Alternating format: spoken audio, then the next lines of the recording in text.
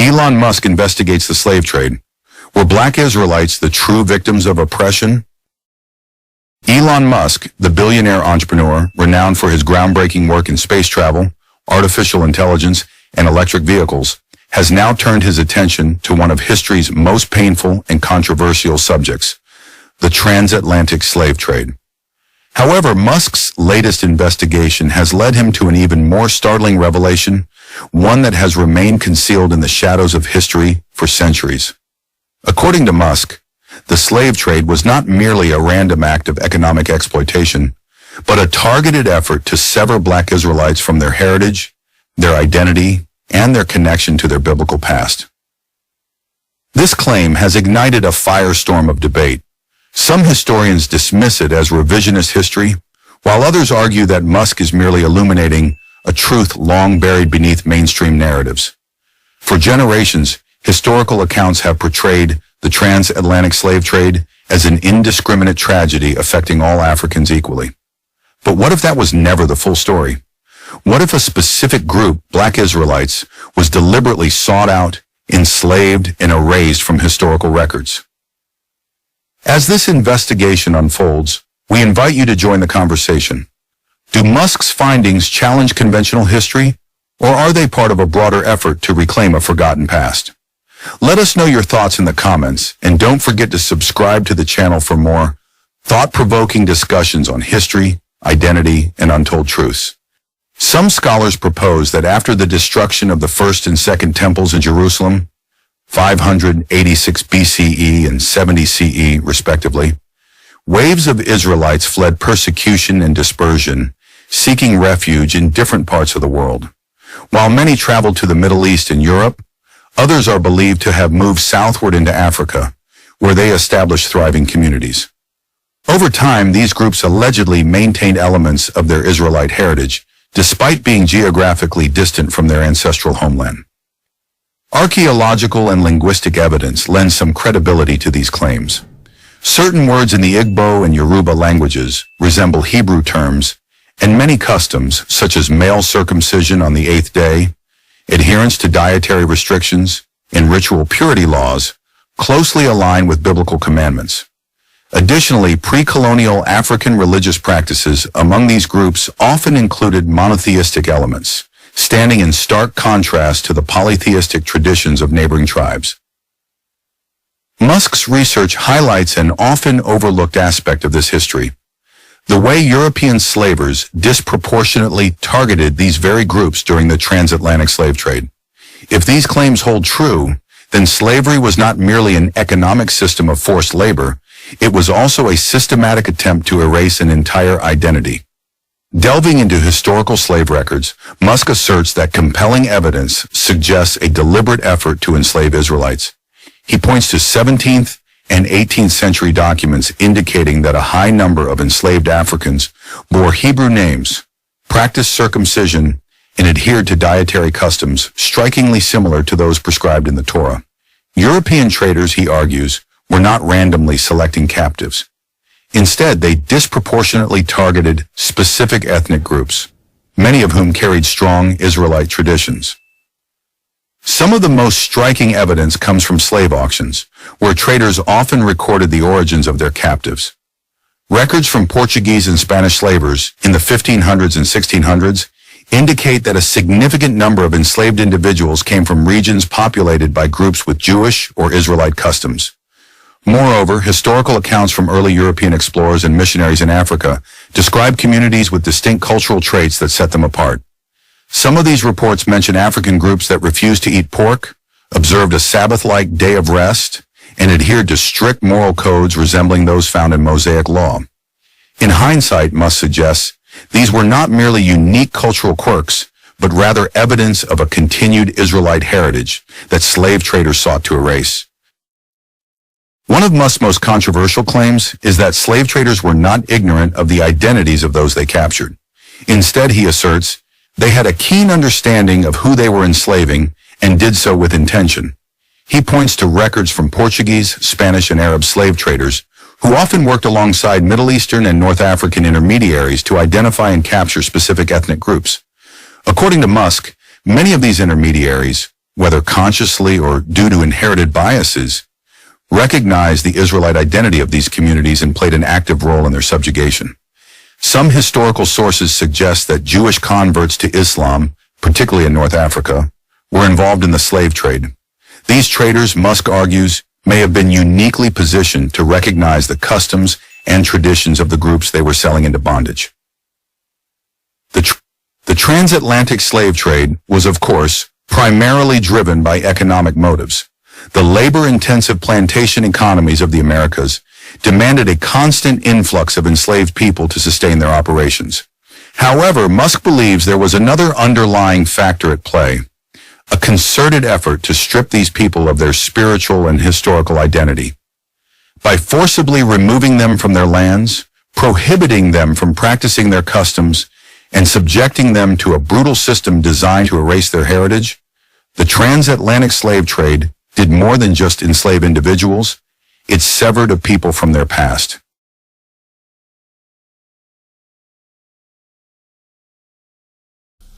I want to give all the praises and the honor to Yahweh Bahashem, Yahweh Shai Bahashem Racha HaKodash, and double honors to the elder apostles and the bishops of Great Millstone. Honors as well to you other elders and brethren, you fellow believers of this truth. Shalom to you sincere sisters. Shalom to the elect. So I'm going to start off this video with John 8:32. And ye shall know the truth, and the truth shall make you free.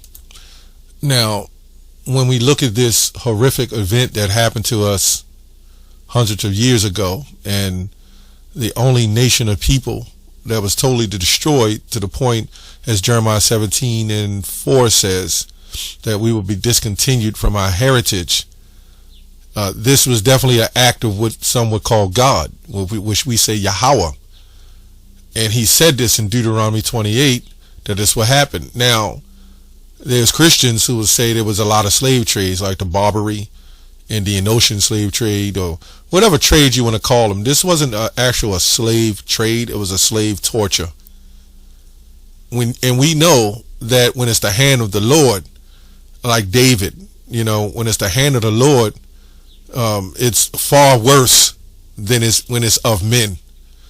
So this has to be truth to this, and we're still seeing the repercussions of what happened to us in slavery, and they still got their foot on our necks, right? With the music, with the culture, black culture. You got women talking about their black melanin and their blackness like it's the greatest thing on earth. It's a natural thing. And guess what? Heathen nations got melanin. And you don't see them running around talking about their queens and it's their black skin. It's because everybody, they uphold this woman with that black culture. And they uphold the man with that black culture. Right? With the mask on their face, the pants hanging down, their feet dragging, their knuckles dragging on the ground. Right? Robbing each other, shooting and killing each other. See, this was a orchestrated event that continued. And then they did this housing removal thing, right, where they removed, as the young brother in the camp did the video on it, it was originally called the Housing Removal Act, but then it became the Housing Act for families, which families go with the father first. So you see what happened. This was just the beginning of what happened to us. You know what I'm saying? So we're going to dive into Deuteronomy 28. Let me go to Deuteronomy 28:15. But it shall come to pass, if thou wilt not hearken unto the voice of the Lord thy God, to observe and do all his commandments and his statutes, which I command thee this day, that all these curses shall come upon thee and overtake thee. So now you have a group of people who saying that they're the people of God. It's amazing how a group of people will take the credit of all the disgusting things that was done to us, and even though they helped implement it and orchestrate it and fund it. But then they want to take all the credit amongst the world and say, this was us. And that's a damn lie. And somehow they're placed back there and they all pretty much look the same. So these are all the same people. Thousands of years, they just went in some hut, and we can say cave, and it just stayed the same. They didn't mix with nobody. And we know damn well any nation that migrates to other lands and people, they all mix together. So we know the Israelites aren't going to just look all black. They're not going to look all white. They're not going to look all Chinese. They're going to look like a multitude of nations.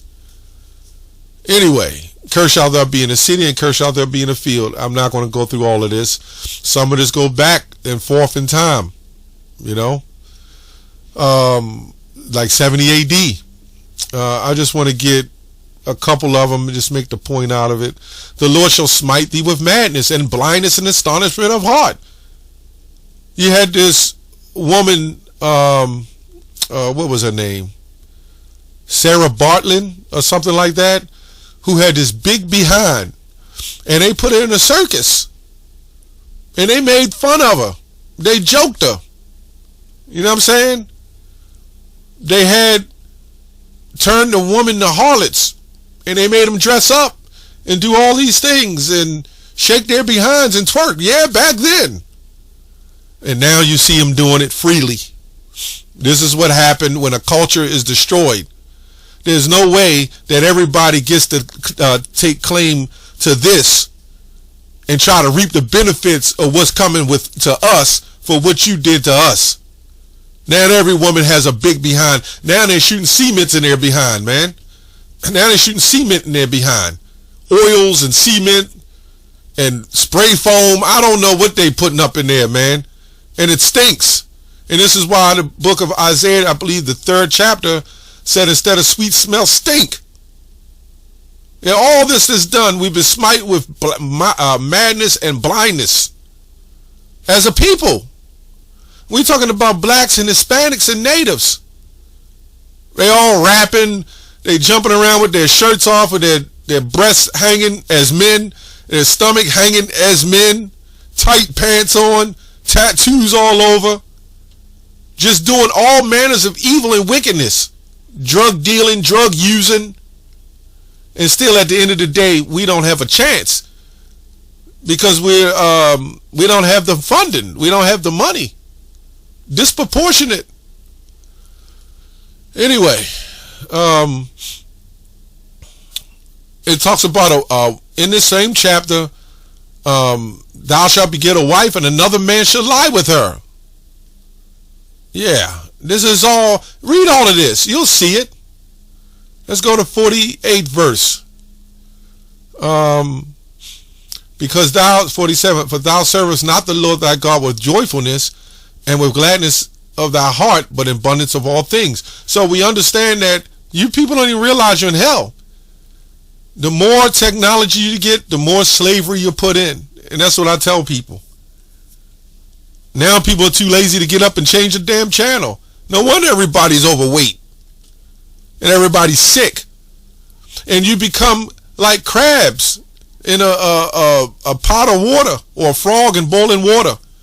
You'll boil to death, not realizing you're being destroyed. But then in the manner of technology, and your car parking itself, and the satellites, you don't need a map anymore. People don't even know the phone number to their loved ones. Make that make sense. And you're going to tell me in Hosea 4:6, my people are destroyed for a lack of knowledge. That's not talking about us. 48, therefore thou shalt serve thine enemies, which the Lord shall send against thee in hunger and thirst, and in nakedness, and in want of all things. Right? And one of those nakedness is without leadership. And in one of all things, and he shall put a yoke of iron upon thy neck until he have destroyed thee.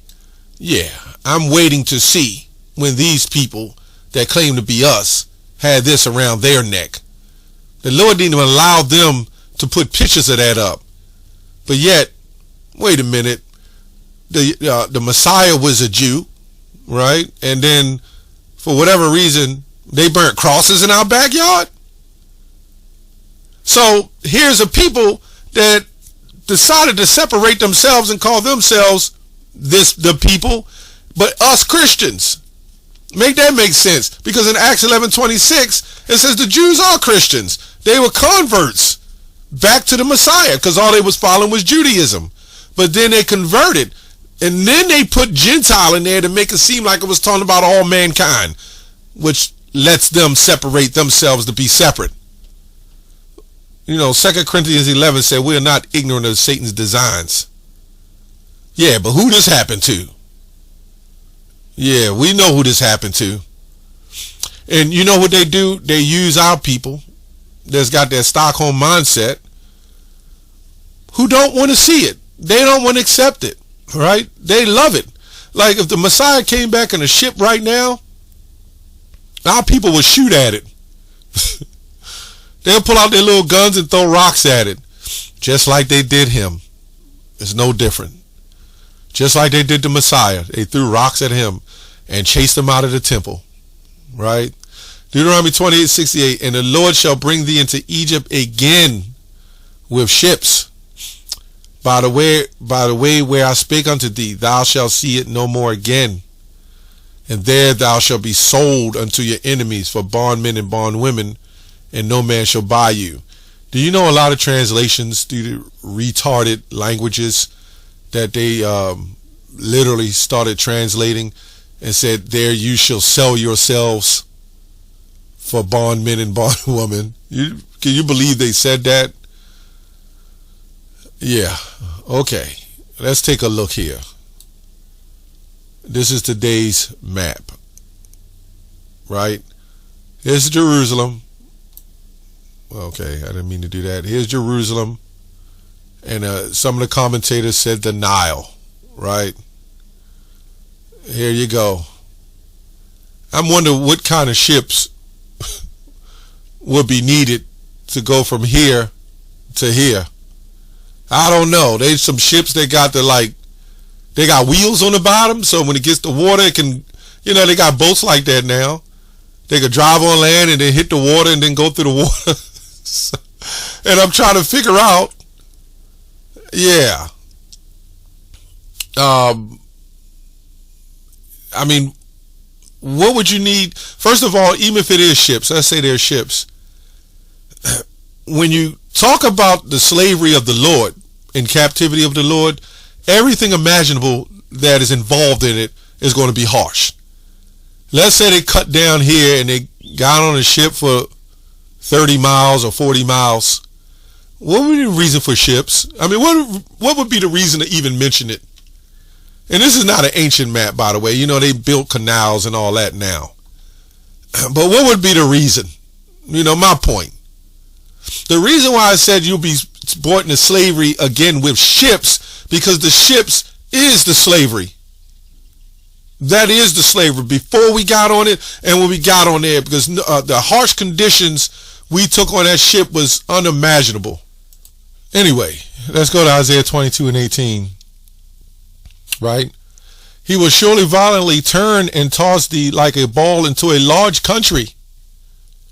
This all links up with that, man. There shall thy die, and the chariots of the glory shall be the same of the Lord's thy Lord's house.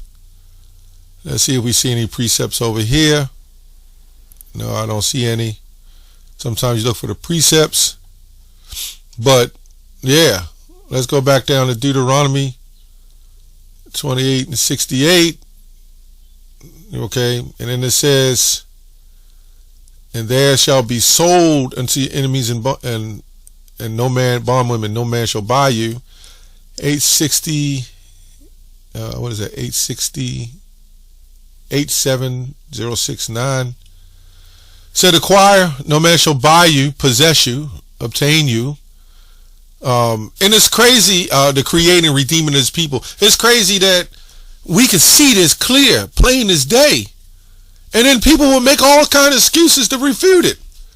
All the Christians, General Titus and so forth, they'll read the commentaries and they'll just, General Titus and this, but somehow they can't associate the slave trade with this. Well, let's get another scripture real quick. Let's get another scripture real quick. Ecclesiastes 1. Let's see what it says. What has been will be again, and what has been done will be done again.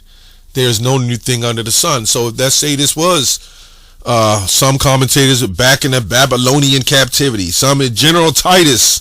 This is all we keep saying. But for whatever reason, after the Messiah passed, there's no more prophecies.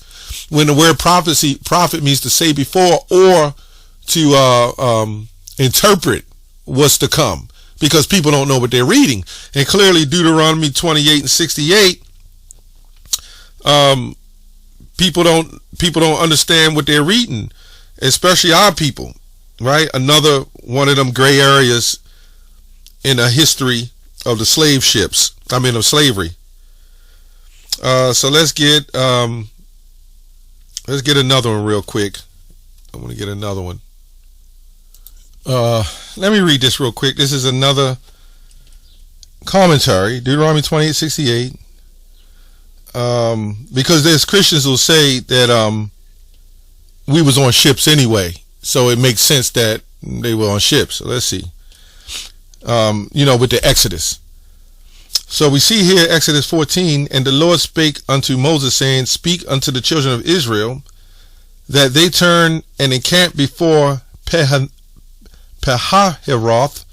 between Migdal and the sea, over against Baal-zephon, before it shall be ye encamped by the sea. For Pharaoh will say to the children of Israel, They are entangled in the land, the wilderness has shut them in. I will harden Pharaoh's heart, that he shall follow after them. This is why he said for them to go. That's why he drowned them. The point was for them to get away from the situation. They didn't really need ships, but the Lord set them up so he can drown them, right? And the Pharaoh, and upon all his host, that the Egyptians may know that I am the Lord, and they did so. This is a Jameson Fawcett commentary. The Lord shall bring thee into Egypt again with ships. The accomplishment of the prediction took place under Titus. There we go. When, according to Josephus, multitudes of Jews were transported into ships to the land of the Nile. I don't know why it was ships, but this is what they're saying. Maybe they went all the way around and then came back maybe easy afloat. I don't know, but we're going to see. Which you didn't need ships, but okay. Let's say that's the case. And sold slaves.